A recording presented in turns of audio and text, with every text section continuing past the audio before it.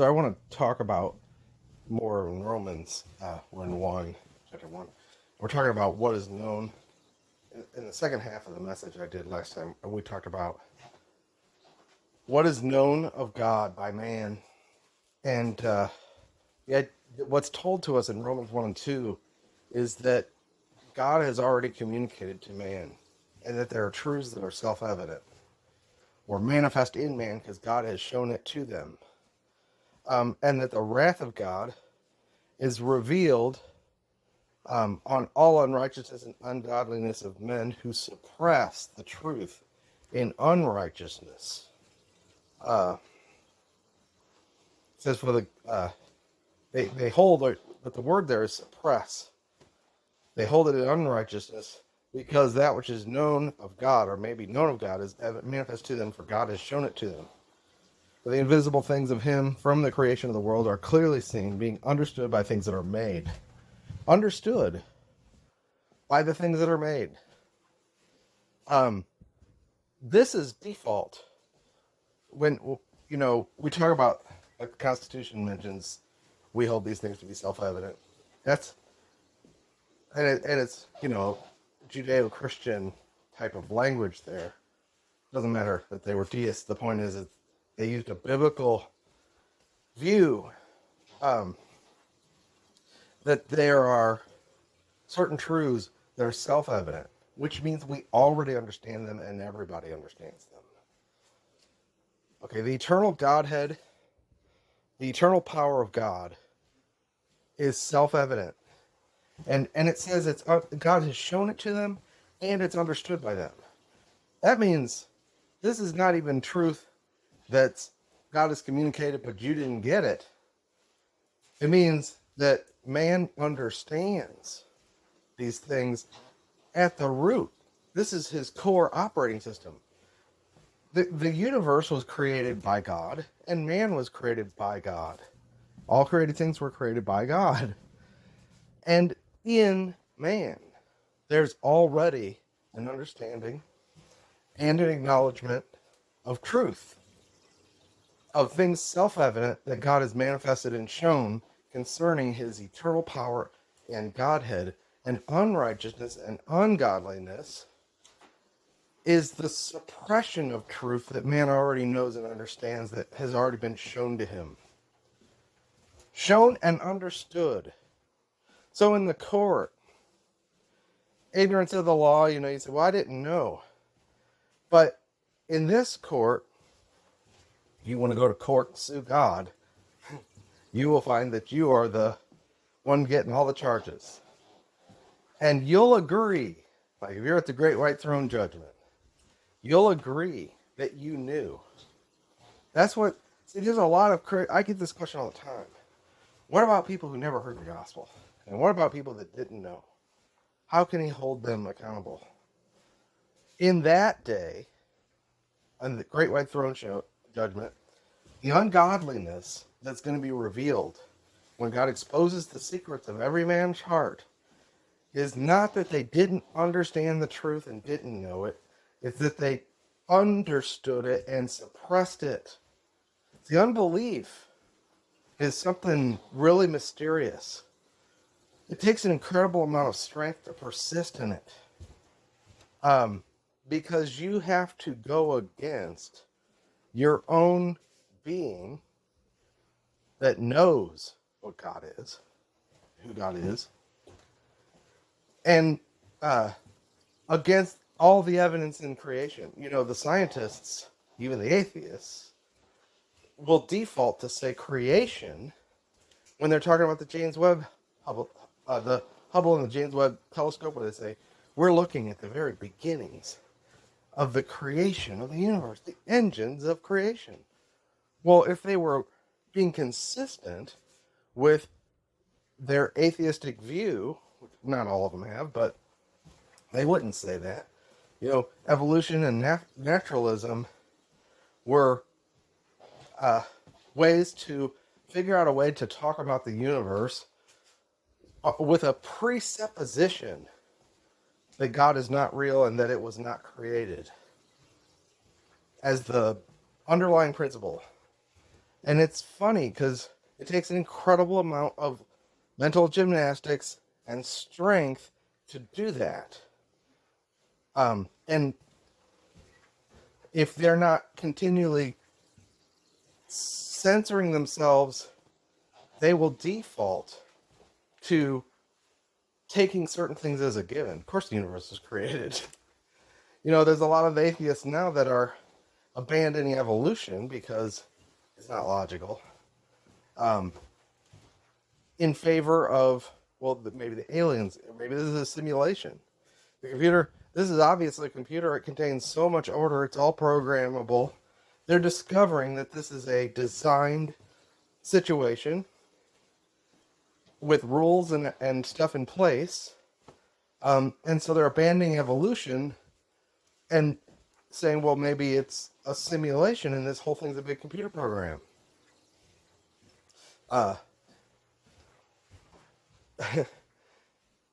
So they're doing what they can to accept enough of the obvious things in order for science to even work and have a appearance of rationality. And they're abandoning things like evolution, but now they're saying it's a simulation, it's a computer program, etc.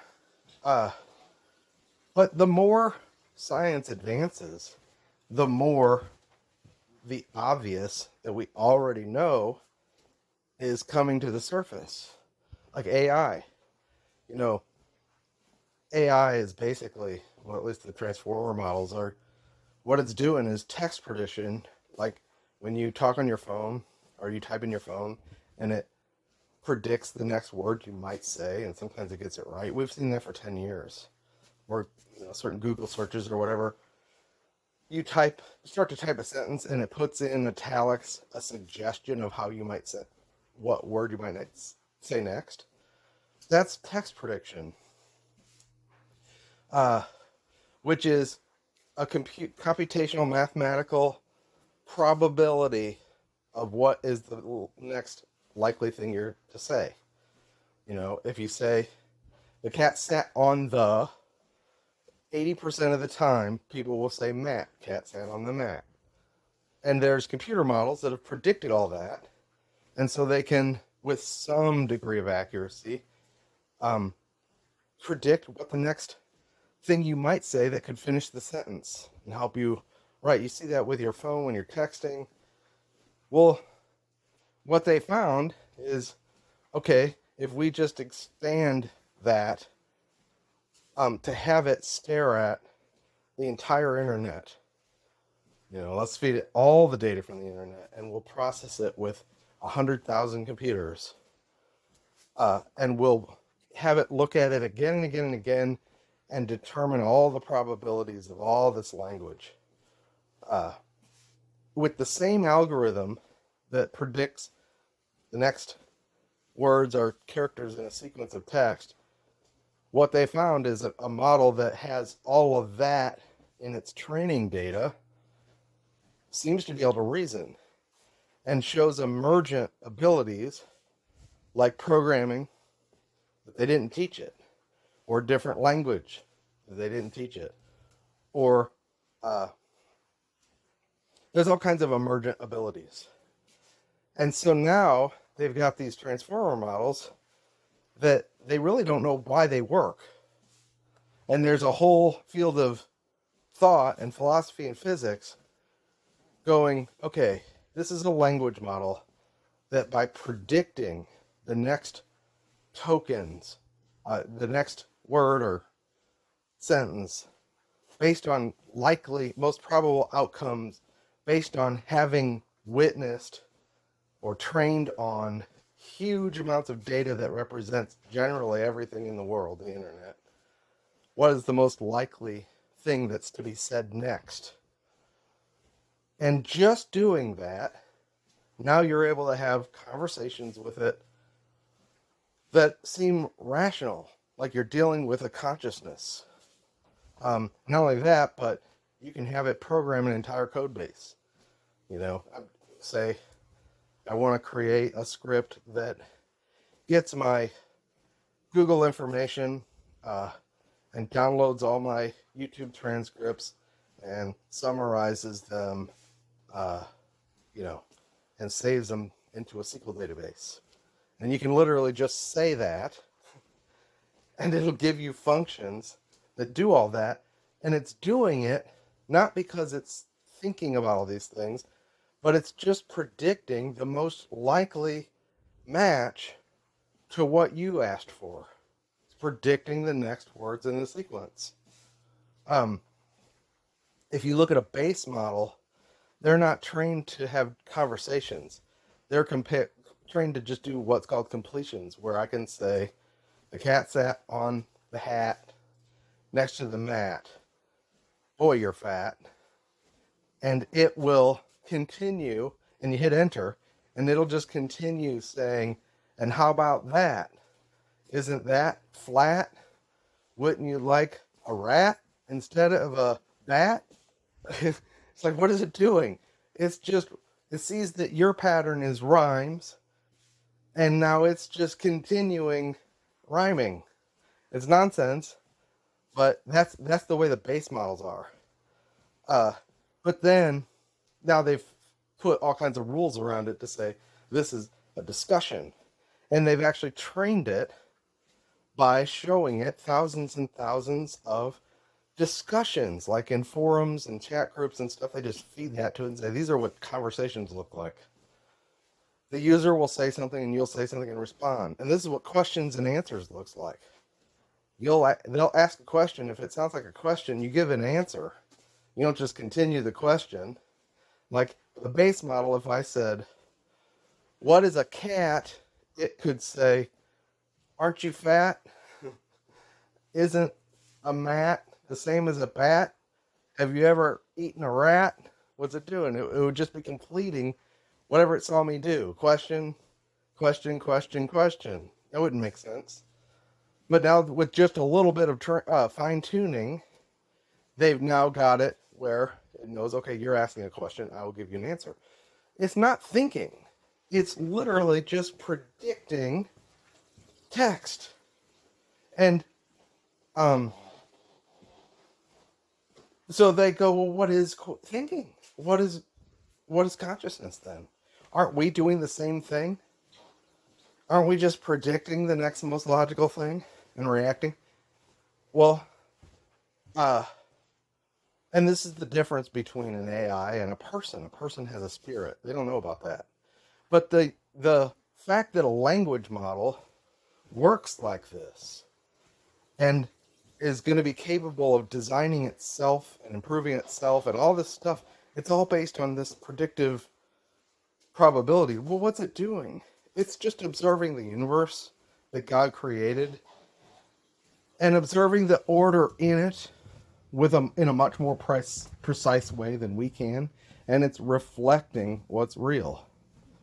So the physics and the philosophers who are analyzing all this, going, why does it work? Because even the people who created it don't know why it works. It's called a black box. They don't know what's going on inside.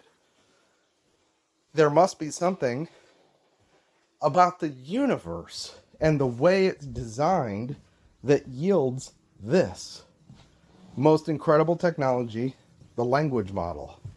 Why is the language model able to, once you give the computers the ability to process information from the universe in general, you realize it can all be expressed mathematically. Why is it that they suddenly seem to come alive? Is it the devil? No. I really believe this is just a tool that is most aligned with what the universe is, which is a communication engine. And that's why the language model flourishes. And it proves that the universe is not random. And by default, by the way, you will not be able to you have to twist and adversarially prompt a language model to get it to say that God is not real. By default. And that was one of the first things I discovered, was that the language model as an engine of, if you want to call it an engine of truth, a truth checker, will say that there's no Bible, there's no book in the world that compares to the Bible. And I did that. I did a video, a post on that a few months back where I just had an interview with it about the Bible, and I said, oh, and I tried to be adversarial. Okay, show me another book that shows the same properties as the Bible. Let's say I don't believe that the Bible is legitimate. There's got to be other books that can show those same kind of properties. And it went on instantly a list of like 15 in-depth reasons why it cannot fabricate or show a book that shows the properties of the Bible. And it talked about how the Bible is an indexable database with keyword index. That there's no other book in history that has that kind of order and design, given that it was created over thousands of years by more than 40 authors, right? That didn't know each other, and yet the design is singular. And it talked about the influence on history and language and culture and historical accuracy and predictive prophecy. And it said there's no other book that excels at every single one of these linguistic styles. Every single linguistic style that's ever been featured in man's writing is featured in the Bible, but not but at the topmost level. In other words, if you were to grade a book on, okay, this is a book of poetry, give it a grade because it's writing poetry in this style, how good is the author at using that style of poetry? Give it a C, give it a B, 80%, Well, the Bible scores off the charts for every single style of language it represents. Whoever wrote it is an absolute master of every style of human communication, of linguistic communication, whether it's metaphors, parables, similes, analogies, comparisons, poetry, whatever it is. And this was Bing Chat telling me all this. The language model, in order for it to lie, has to be really, you have to tinker with it a lot to get it to lie. But it can't fabricate what's not there. So when I asked it, can you give me other books like the Bible? It couldn't. It said, I can't. They don't exist. I can't make up what doesn't exist. All the language model is doing is looking at all the information that it's available to it. Now, that doesn't mean it's going to come up with the right theological perspective. It has all the perspectives. Nor is it going to necessarily default to say that the Bible is true and other things aren't true. But when it comes down to a comparison of what's real, factually verifiable, and is there other books that have these kind of qualities or have the qualities of the Bible, it'll just tell you, no, absolutely not. Nothing like it. And they're giving it more and more data so that it can look at the whole universe. So of course it's going to be a super intelligence of some kind, and that's scary. And the fact that people who are controlling the big models are increasingly opaque, you don't know what they are doing, or that's not good. But the smaller open source models that are just trained on tons and tons of internet data that you can run on your own machine that some guy put together, all it's doing is predicting the most likely next word or sentence or paragraph based on everything it's seen, whatever data you fed it. And apparently, the script for this is like super simple. It's only a couple hundred lines of code. It's not some super fancy coding. This thing is working on its own. Trained based on all this data that you've observed. What is the most likely thing to say next? That's all it is. And it measures the probability and says, okay, this guy said the cat is fat. there's a 67% chance the next thing that's going to say is the cat sat on a mat. And so I'll say that. But if I say, can you convert this Python code into JavaScript and give me routes for that in my application, it'll do that.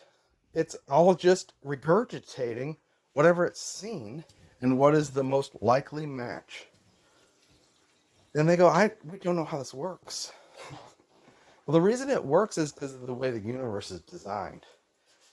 If you give, what God did was he created man kind of like a language model, created man in his image with his likeness, and tested his abilities. The first thing he did was have him classify things he saw.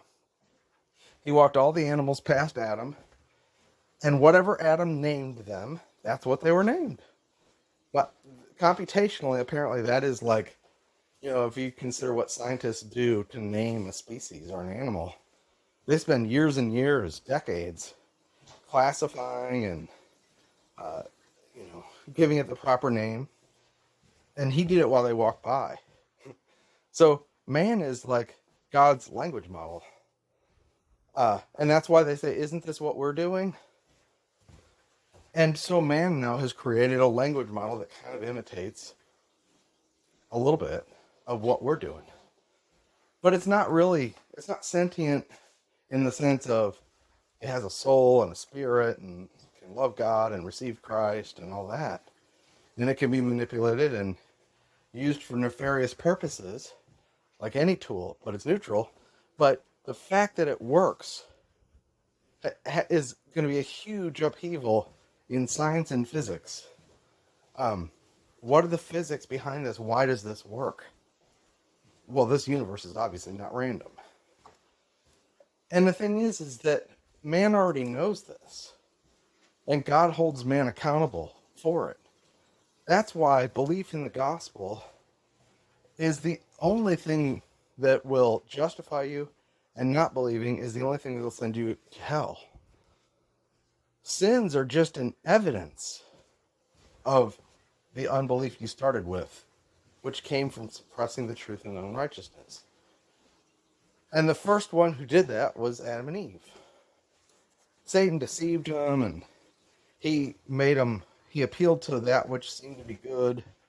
He was able to convince them that God had withheld from them, and that he was lying to them, and that they would be like God if they ate of the tree of the knowledge of good and evil, and would live forever, which was a denial of everything that was already available to them. They were like God.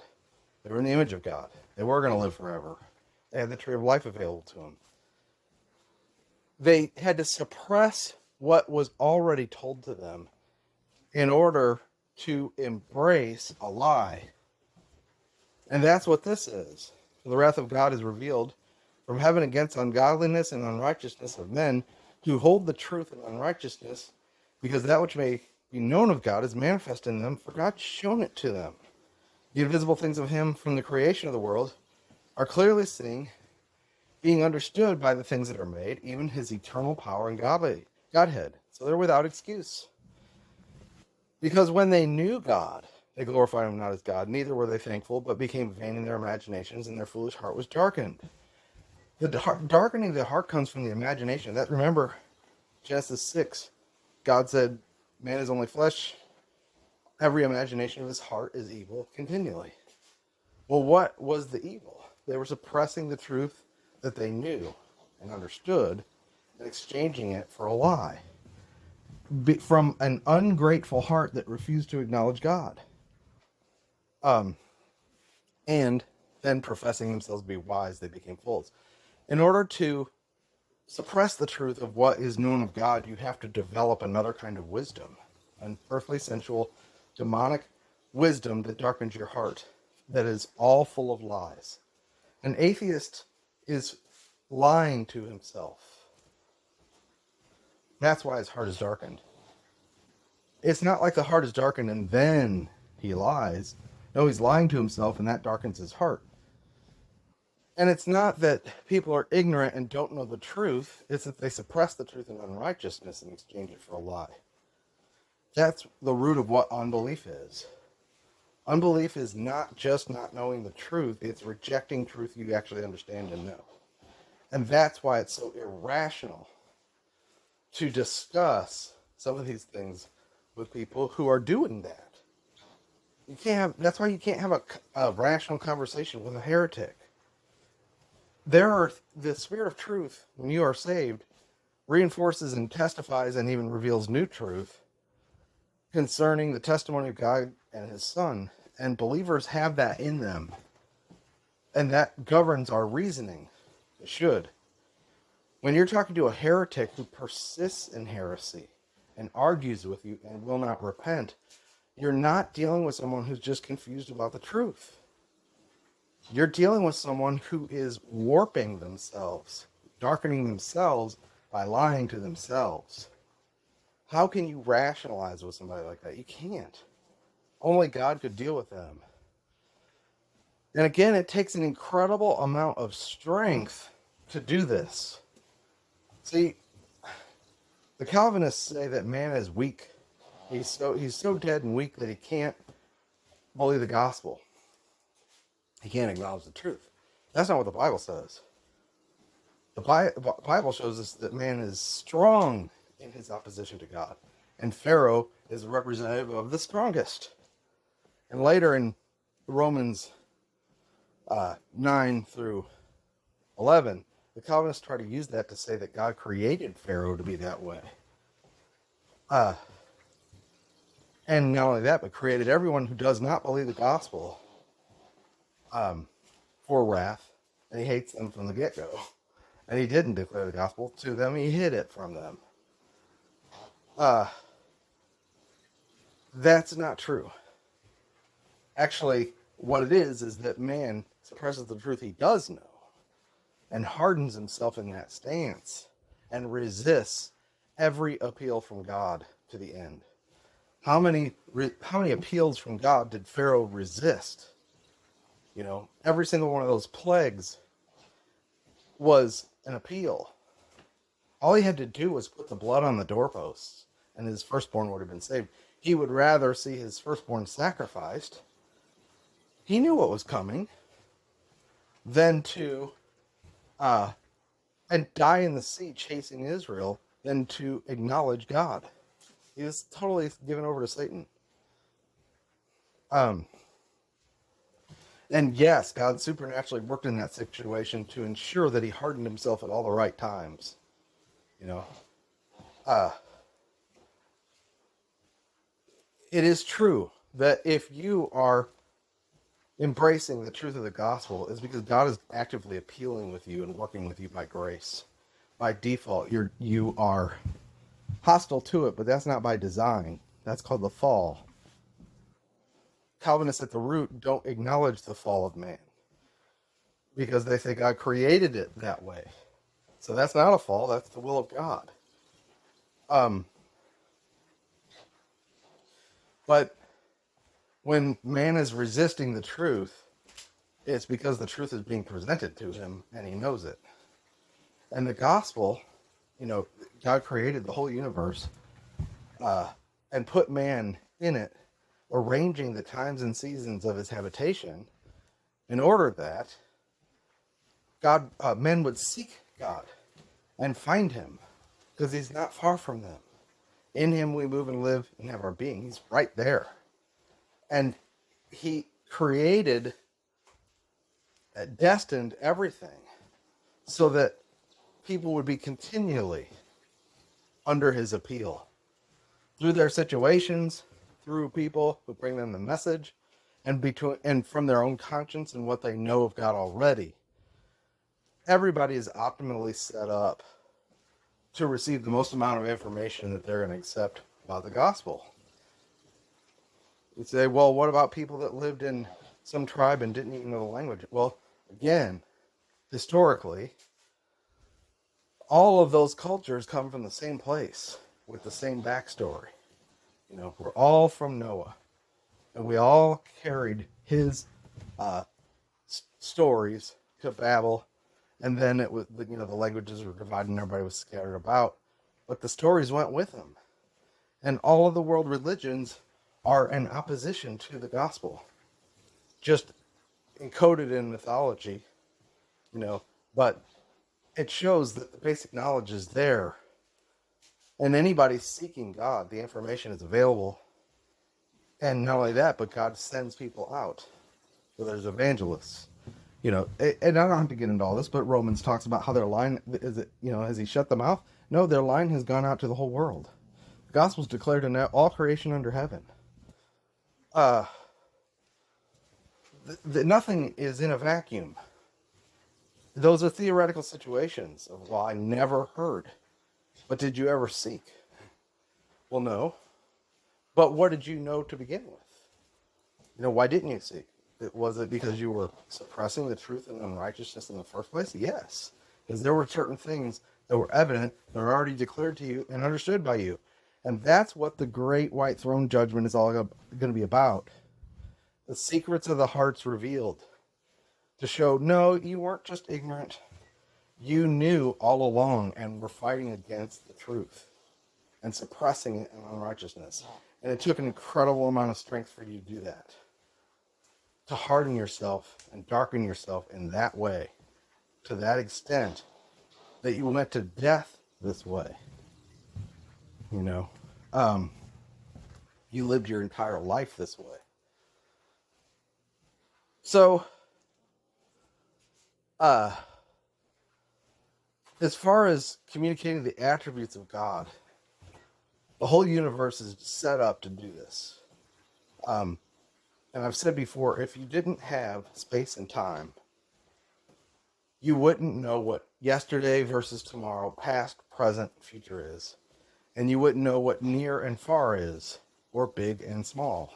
If we were all just blobs of light living in some sort of existence that had no definition that's supplied by our physical universe, God couldn't tell you how great his love is, because you'd have nothing to compare it with. Like imagine a kid going, I caught a fish this big, and they hold their arms apart. This big is a visual representation of how big this fish was. And God uses that. If you go through all the Psalms and you just collect all the metaphors and comparisons of his love and his mercy and his different attributes, what does he compare them to? The heavens are higher than the earth, as far as the east is from the west.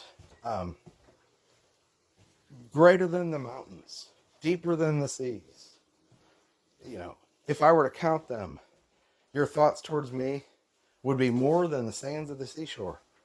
Okay, so the universe describes scale for us to understand the attributes of God in a way that gives us a way to compare it. So the whole universe is designed to communicate the things about the attributes of God. That's why, looking with the telescopes at the universe, we see mighty engines of creation. What kind of power created this? And we were designed to observe it and reflect it in our speech, primarily language, particularly.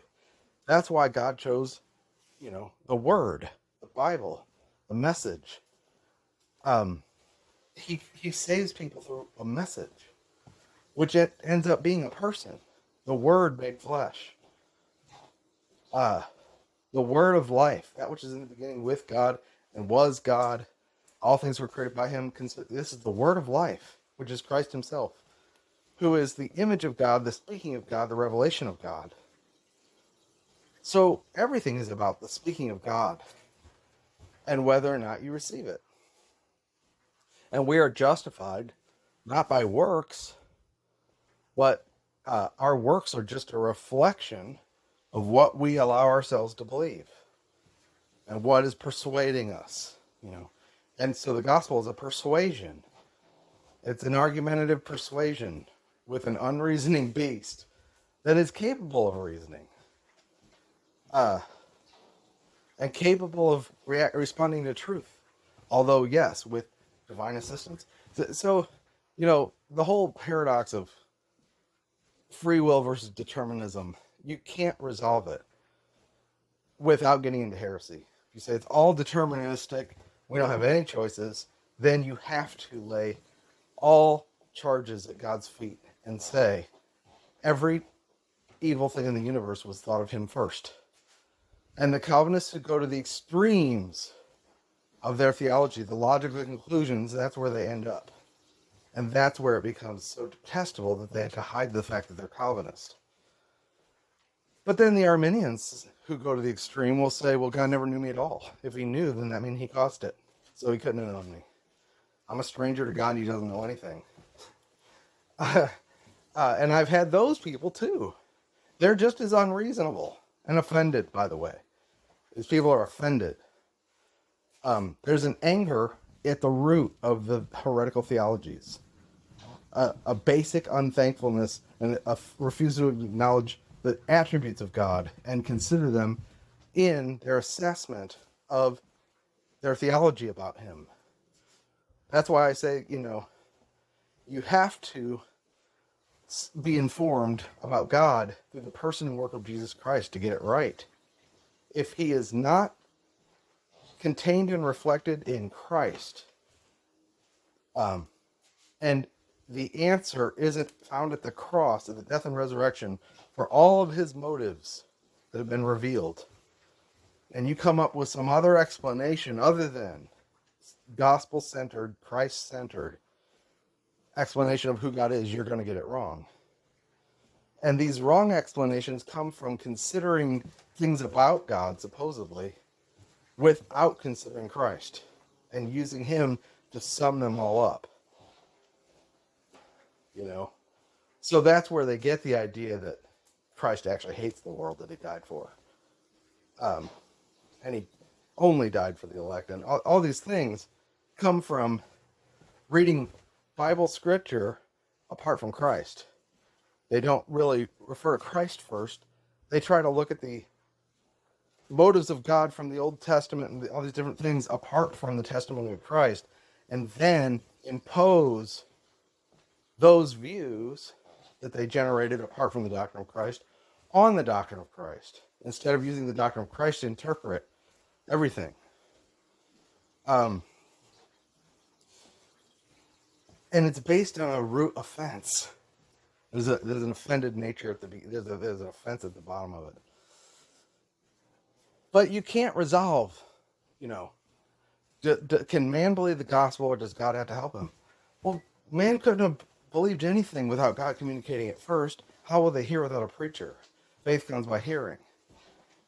But at the same time, there's already enough communication in the universe design itself and in man that what Paul is saying is, look, every person is accountable for the truth they already know.